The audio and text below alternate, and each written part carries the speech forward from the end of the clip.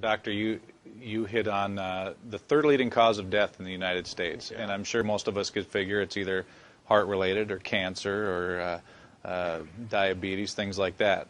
Can you clue us into what that is and why?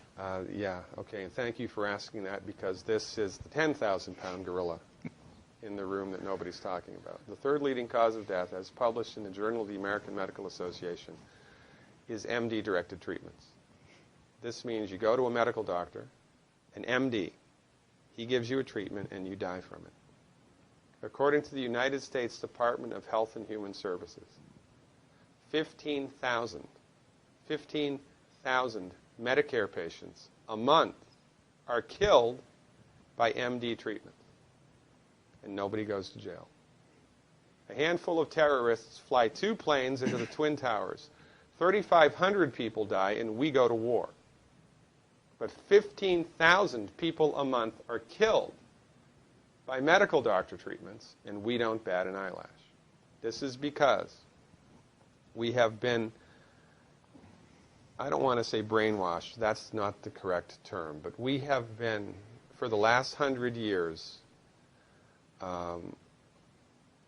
kind of led into this false belief. You know, I think it was Marcus Welby that started it, that the medical doctor is king and knows everything about everything.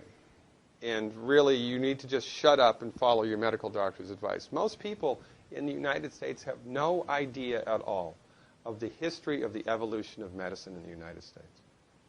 In the early 1900s, it was a relatively level playing field between the chiropractors, the osteopaths, the homeopaths, and the MDs. In 1915, 1920, there was something called the Flexner Report.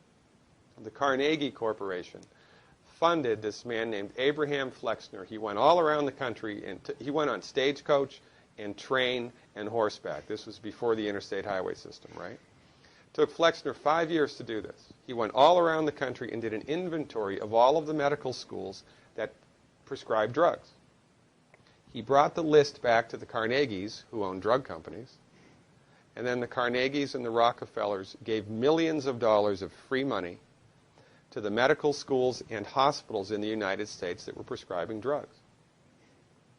That was the beginning of the end. After the Flexner Report, there was no more level playing field in the United States.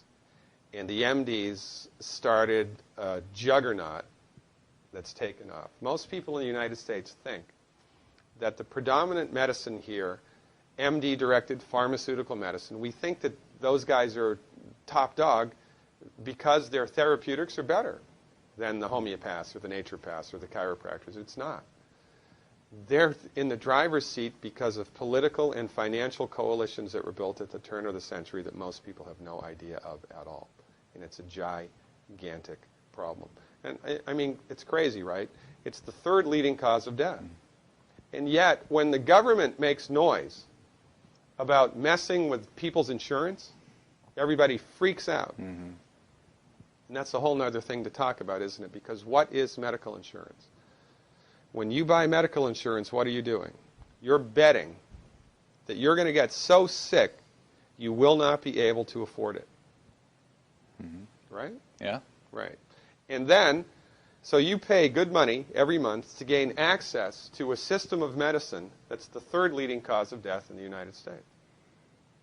We need our heads examined, quite frankly. That's why we give, Dr. Wallach and myself collectively, we give 400 free lectures a year. And we're building a grassroots network because people don't know this.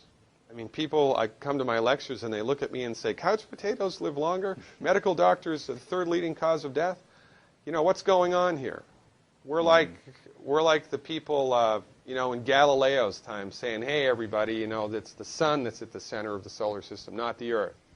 Well, hey, everybody, the earth is round, it's not flat. Or, hey, everybody, slavery's a bad thing. Right? This is we have a social agenda here. Why do we have a social agenda? Because people are suffering needlessly. You wouldn't believe, as God is my witness, you would not believe the things that I've seen people recover from in holistic medicine. The body's ability to fix itself is remarkable. And most of the time, all that the body needs to do that is the raw materials that it needs to do that. And we need to stop eating food that's hurting the body. You know, if you put diesel fuel in an unleaded engine, even if it's a brand new Ferrari, it's going to run like crap if it runs at all. There's nothing wrong with the car, it just had the wrong fuel. It's the same with the human body. You give the human body the raw materials that it needs, clean up the diet, Superman, Superwoman. And you know, if you don't get to super status, then at least your blood pressure normalizes, at least your arthritis goes away, at least your anxiety and panic attacks go away, and you can sleep through the night.